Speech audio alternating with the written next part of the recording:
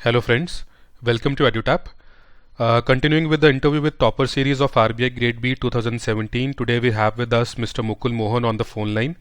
He has cleared RBI Grade B examination of 2017 and he was a student of EduTap. And today we are going to ask him certain questions to help the aspirants who are preparing for RBI Grade B 2018. Hello Mukul, how are you? Good evening, sir. I'm doing good. Mukul, now starting with your marks, now since the mark sheet has been released by RBI yesterday only, so can you start with your marks, that how much have you scored in phase 2? Sir, in the ESI section, I've scored 70. English, 74. Finance and Math, 75.5. These are the phase 2 marks, sir. Okay, so in ESI it is 73, you are saying? Yes, sir. 73, 74 and 75, almost. Yes, sir. Yes. So ESI, FM and English, right. Yes, sir. And Mukul, how much did you score interview? 31, sir. 31, okay. Mukul, let's start with your preparation strategy. How did you manage to score such good marks in ESI? Because this year, many aspirants, they have, although they have cleared the examination, but their scores in ESI are pretty low. They are around 50 marks, 55 marks. So what is the reason that you have scored such good marks in ESI? Sir, first of all, I would say that we should get our concepts very clear. Whatever the basic concepts of the basic terms in economy that are usually used, those should be extremely clear. Sir, for that I had used Arthopedia, the website, Okay. where they had given clear definitions of all of these terms that are being used. Okay. Then I had also on the YouTube. On YouTube, there is this Mrunal's Budget and Economics Survey 2017 lecture series. Right. BES series. Yes, sir. BES Right. 2017 series. So that had helped me understand a lot of these concepts in a very simple fashion. Okay. Along with this, sir, I had also taken the help of the EduTap notes, Okay. which was very focused. I did not have a lot of time because the notification, I think, was very sudden. It had come out very suddenly. So we did not have much time to prepare for this exam. So the notes from EduTap was very focused, and I felt that was good. Okay. Also, another source is the Vision IAS economy modules, which Okay. are available for download on their website. Economy modules, you mean to say the current affairs modules of every month in which there is an economy section? You're talking about that? No, sir. There is a PTS 365 economy modules Yes, and Mains yes. 365 economy modules. Basically, they cover the current affairs, right? Yes, sir. Current affairs. Right. So, acha, you basically diversified these sources. You used a variety of Yes, sources sir. for ESI. Yes, sir. So if we have the concepts clear, then we can build upon it by reading current affairs. Yeah. Then we'll be. The basic concept is basically the foundation, and on that foundation, you can then relate the current affairs. Yes, sir. Yes, sir. Right. Sir, also my optional was sociology. So the social aspects most of it was covered in my paper 2 preparation for UPSC. Okay. So you were preparing for UPSC also, and simultaneously you appeared for RBI Grade B. Yes, sir. Yes, sir. Right. So what made you change your mind from UPSC to RBI Grade B? Was it a backup option? Sir, initially I had a thought of putting it as a backup option because this was my fourth attempt at UPSC. Okay. So, but then I slowly I understood what the job at RBI entails. Started reading, started listening to people who were working there. A few answers on Quora, their experiences, how working at RBI is, how the work atmosphere is, how the organization itself is. Okay. So this slowly I got interested into working We're for kind of RBI. converting this RBI into the main option. Yes, sir. Yes, sir. Right. And Mukul, since you are preparing for both of these exams simultaneously, how did you manage your sir. time? Sir, actually, I started my preparation only after the notification had come out. So For until RBI? then, yes, sir. Okay. Which was on May 1st. Okay. So before that, I was preparing exclusively for UPSC, and till the notification came out, nobody really had an idea when it would actually come out. Yeah. So once it came out, I started my preparation. I enrolled for the EduTap course within the next 2 days, I guess. May 3rd, I think it was, I enrolled. Okay. And I started my preparation right then.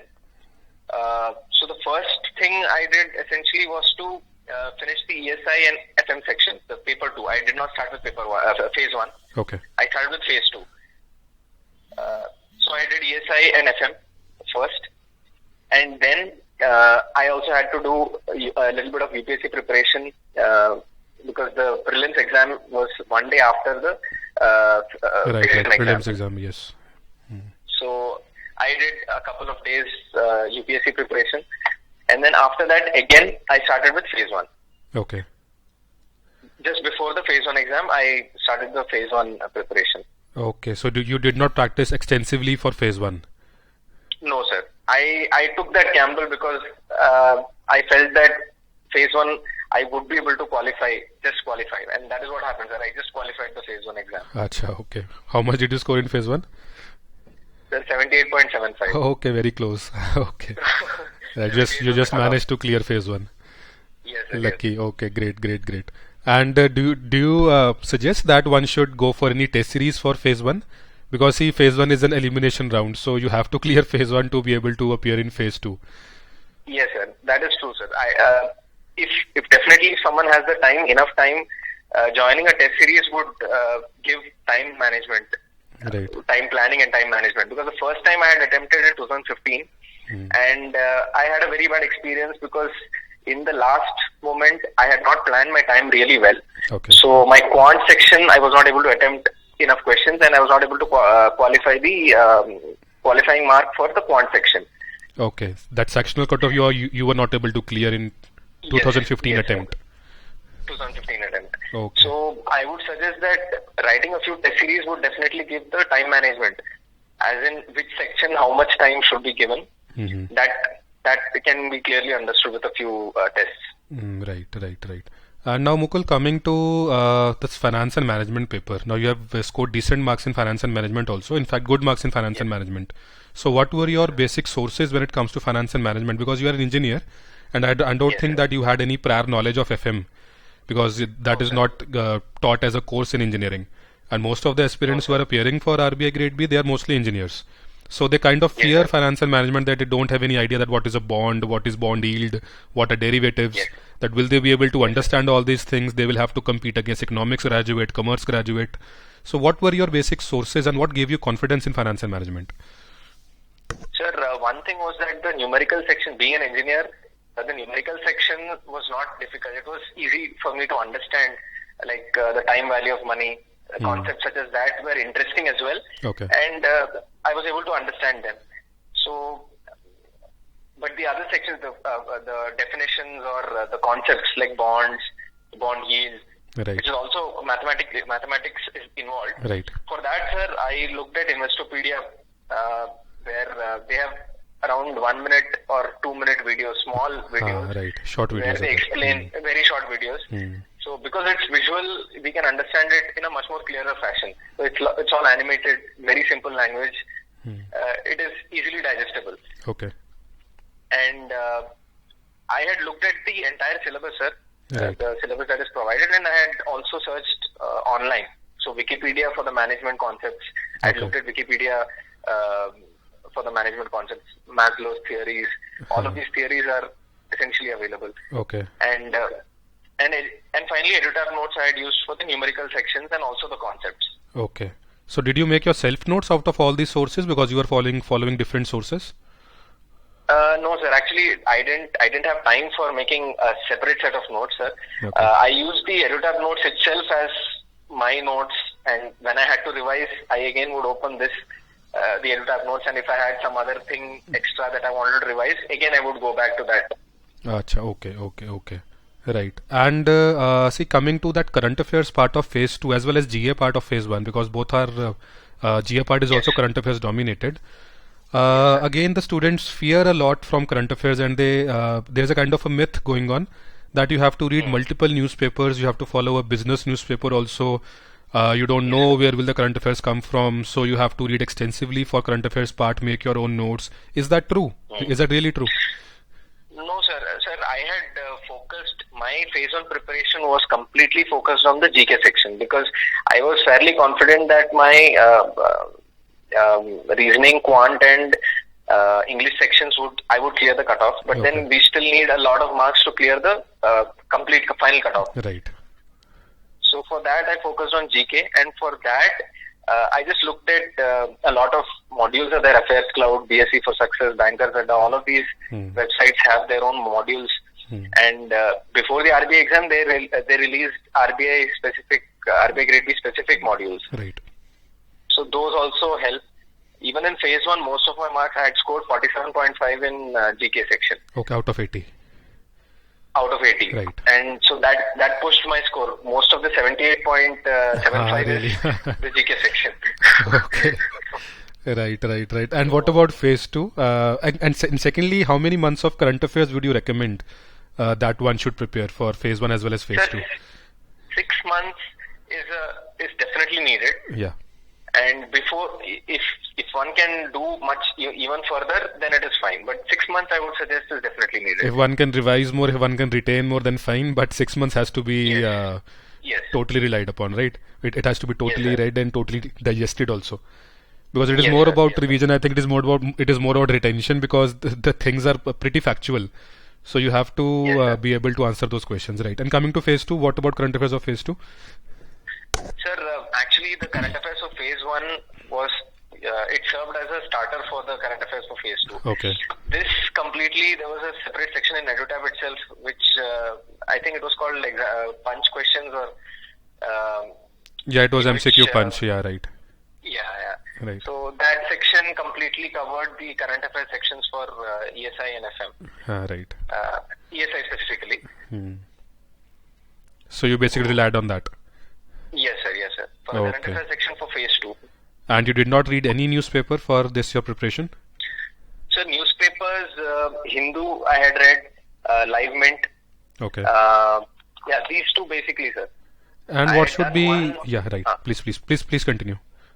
Sir, I had done one newspaper for current affairs, and I had done one newspaper for the economics related thing. Okay. Okay. And what should be the right strategy of reading a newspaper? Because you don't have to read the newspaper from cover to cover.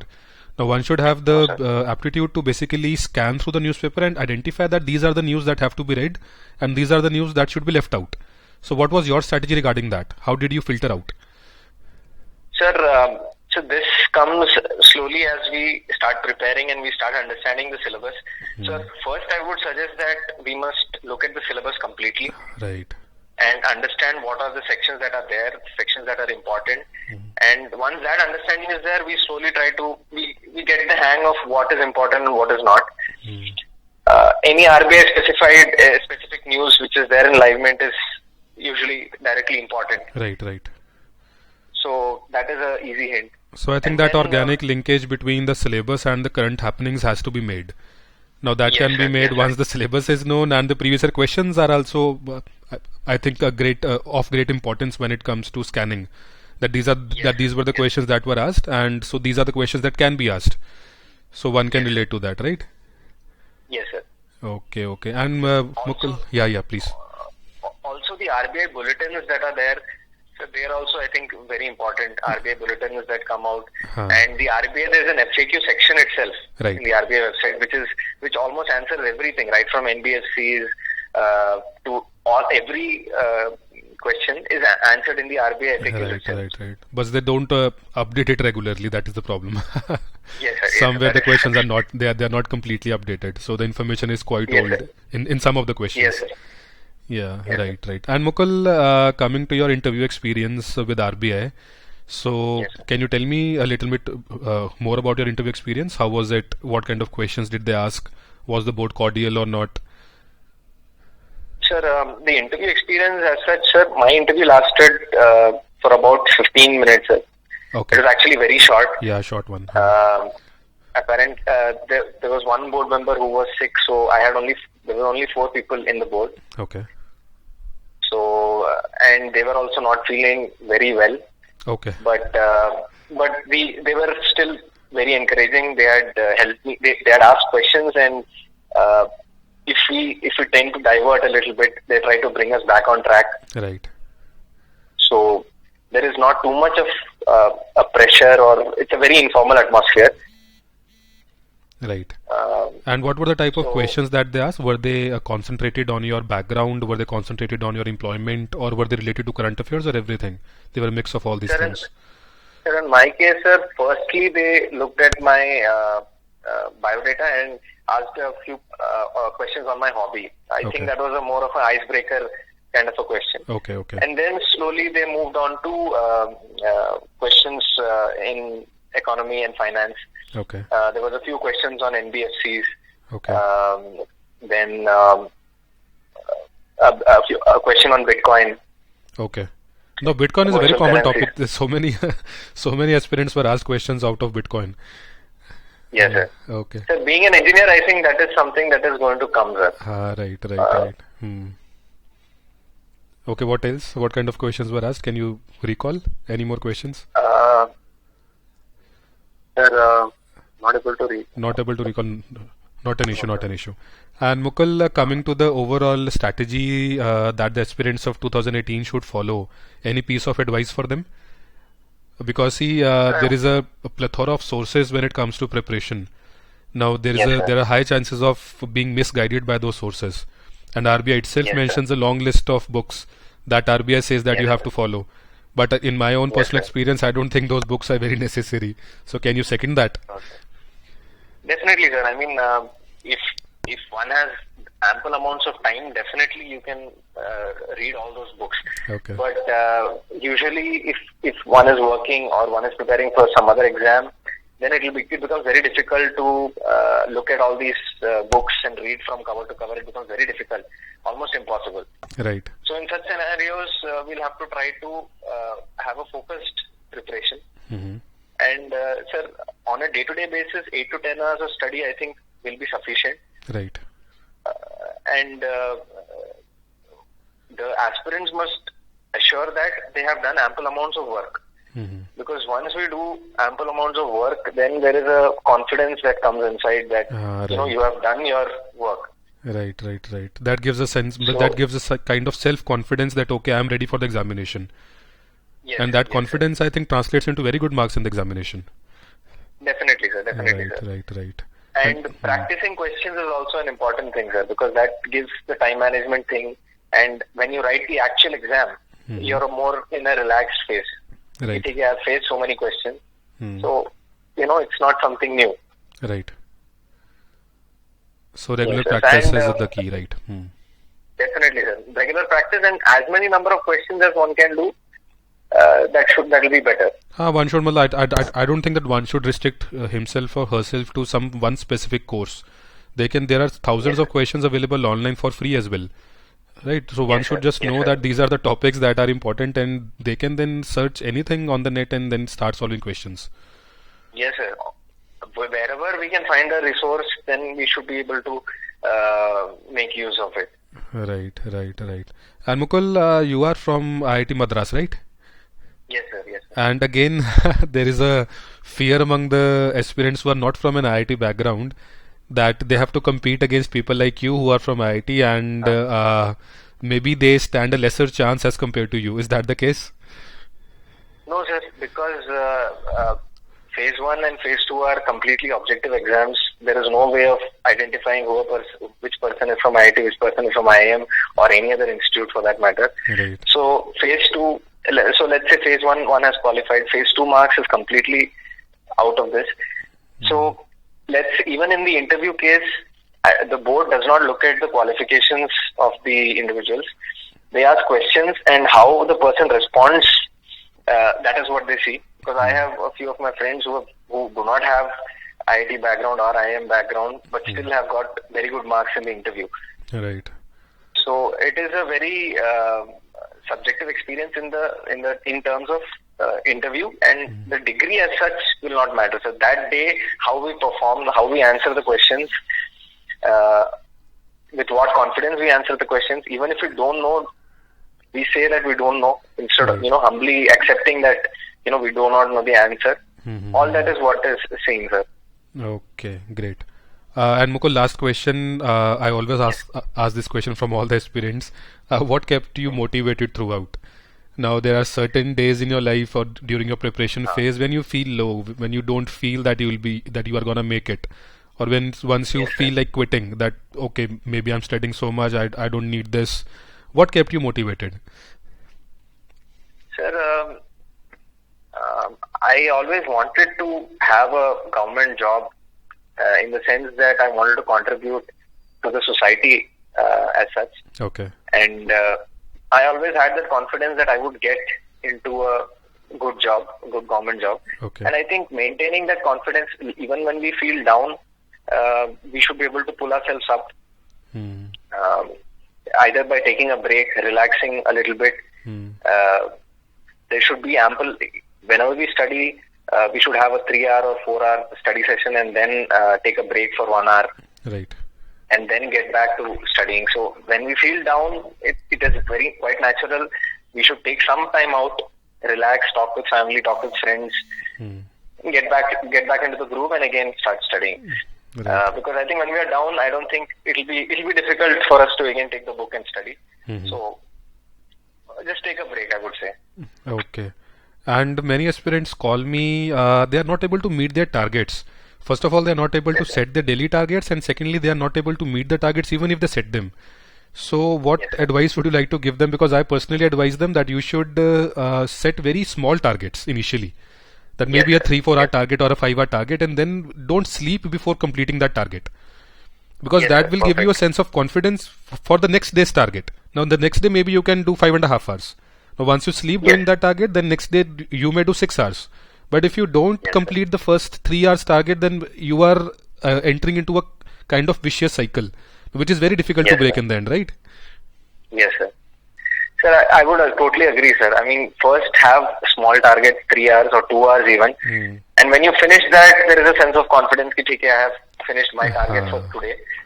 And then that builds up. Then that slowly the confidence builds up. But first itself, you set a 6-hour target and you're not able to finish it, then confidence goes down. Right. And Mukul, okay, I'm not stopping with the questions. Another question has popped up. Yes, sir. Since you had come to us for NABARD interview also, you had taken our NABARD course and you appeared for NABARD interview as well. So, can you tell me the difference between your strategy of preparation for RBI and NABARD? Was it overlapping or did you prepare separately for NABARD? Sir, the ESI section was there in NABARD preparation as well as RBI, so that was common. The ARD section definitely I had to prepare separately, and there was a lot of current affairs material that was there in the interview course itself. So that I had prepared, and then ARD itself I had read online a lot. Okay. I did not have too much of time preparing for the ARD section, and I had mostly, because I had my UPSC exams also. Okay. So all of these together, my ARD section preparation was a little not up to the mark, I would say. And I don't think it would have helped a lot because the ARD section this year was a shocker. Yes, sir. Yes, sir. So in that sense, it actually went well, sir. Even phase 1 ARD section was completely. I don't know what to say, sir. Even phase 2 also was something like that. Right. Okay, so then I don't think. I think that people who are preparing for RBI Grade B, they can also simultaneously go for NABARD also, because it is definitely, sir.